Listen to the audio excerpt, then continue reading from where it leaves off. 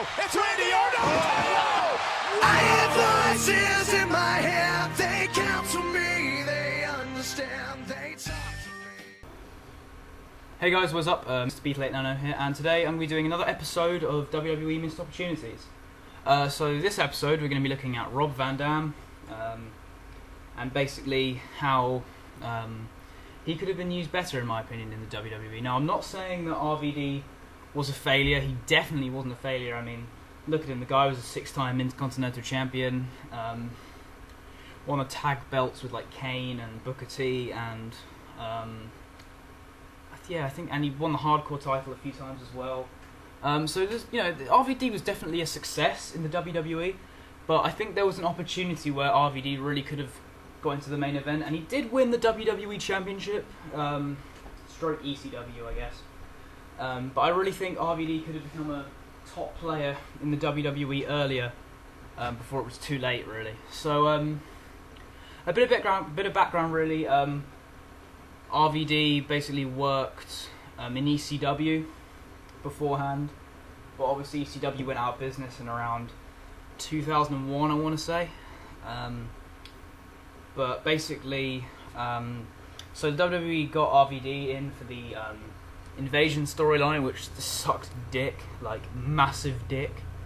But he was one of the shining lights in that Invasion angle, where like him and Booker T especially were the only real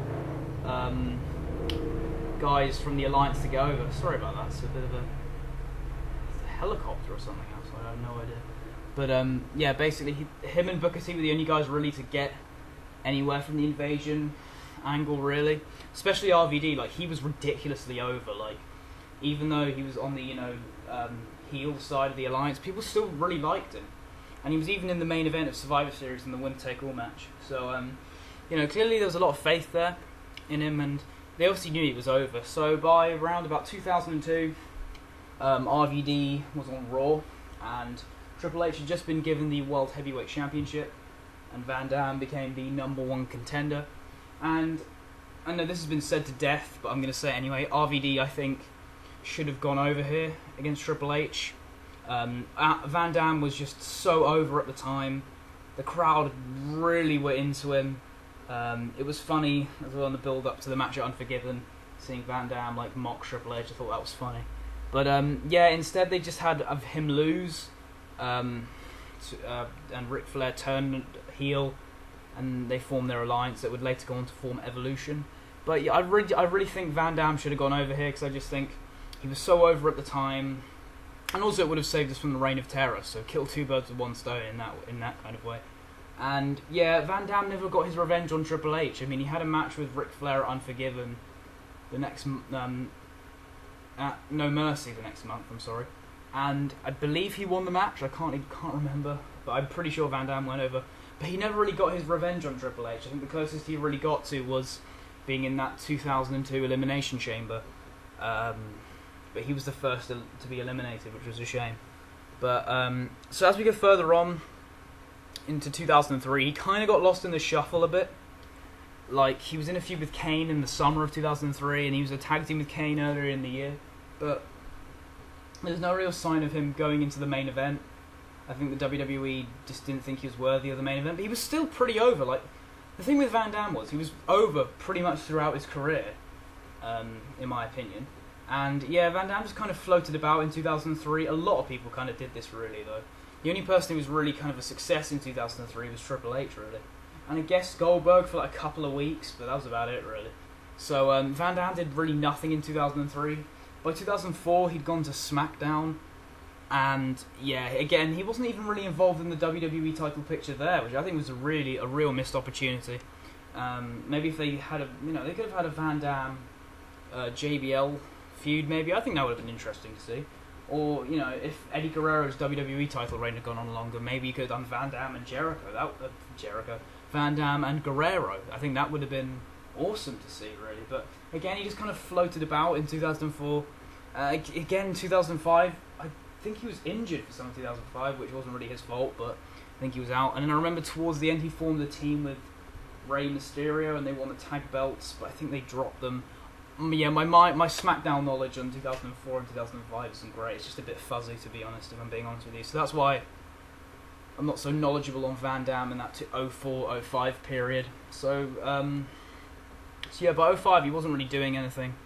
Again, he was in that team with Mysterio, but then he won the Money in the Bank at WrestleMania 22 in 2006, and things were looking up, and he won the WWE Championship at ECW One Night Stand, and he became the ECW champion and WWE champion. He had like both belts, and he, it was looking like Van Damme was finally going to be in the main event. He really, he went into a feud with Edge. They had a really good match of Vengeance, very underrated. Van Damme went over there, and things were looking good for Van Damme until him and Sabu got busted for a DUI, and Van Damme took the rap, I think, and was suspended. So they had, in like the space of a week, Van Damme lost both belts. Like, he dropped the WWE title in the triple threat to Edge on Raw, and then like the next night on ECW he dropped it to the Big Show. Jesus. But yeah, so I think that really affected Van Damme's career. And then when he eventually came back, he was on ECW, and he was in that, and they had that. He was in that awful chamber match that, the less said the better, at December to Dismember. And then he was in the New Breed versus ECW original storyline, which was alright, but he wasn't really doing much. And then he went into a feud with Randy Orton. That was kind of the last we saw of him until he came back in the 09 Rumble, and then had a few runs in 2013 and 2014. But I just think with Van Damme, I think if you put the belt on him in, let's say, 2002, I really think he could have been one of the top guys. I think he really could have had a good run with the world title.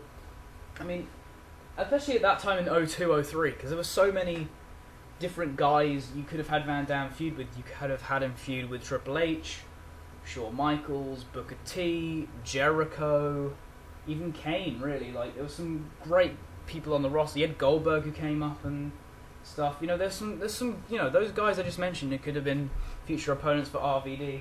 And I think RVD could have got even more over than he was, because I think by the time he did get the belt in 2006, Van Damme was really not as over as he once was. And also just the fact of by the time he'd won the belt, he was on ECW and Raw. And yeah, I think him going to that ECW brand when he came back from suspension, he really just didn't do anything, and they had no real plans for him, and they just kind of put him in that ECW original versus New Breed angle. It just didn't really go anywhere. But I just think he had so much talent. Like, he was, very athletic. He wasn't necessarily the best on the mic, but he wasn't terrible either. Like, I think he was solid on the mic. He could do, like, comedy stuff, like when he in that feud with Triple H where he mocked Triple H, did the spit out the water bottle, that kind of thing.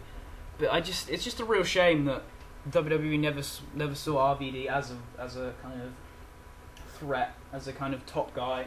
And when they did, he kind of messed it up for himself by getting that DUI with Sabu. So I guess it's kind of WWE not being able to see how over this guy was, and also just the fact of him kind of being a bit of an idiot, I guess.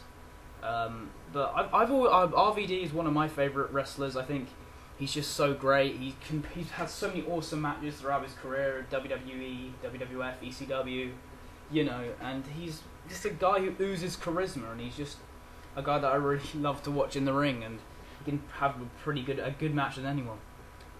So I think, especially as a Van Damme fan, it was a bit of a shame that he didn't really get a real legit world title run, because it was cut short by the DUI thing. But anyway, I hope you guys enjoyed this little episode here. I've got a few more people in mind for the next few episodes, so hopefully I'll be covered for the next couple or three episodes. But let me know in the comment section which wrestler you'd like to see me talk about in the comment section below. I'd really like to just keep going with this series. And if you haven't already, please like and subscribe.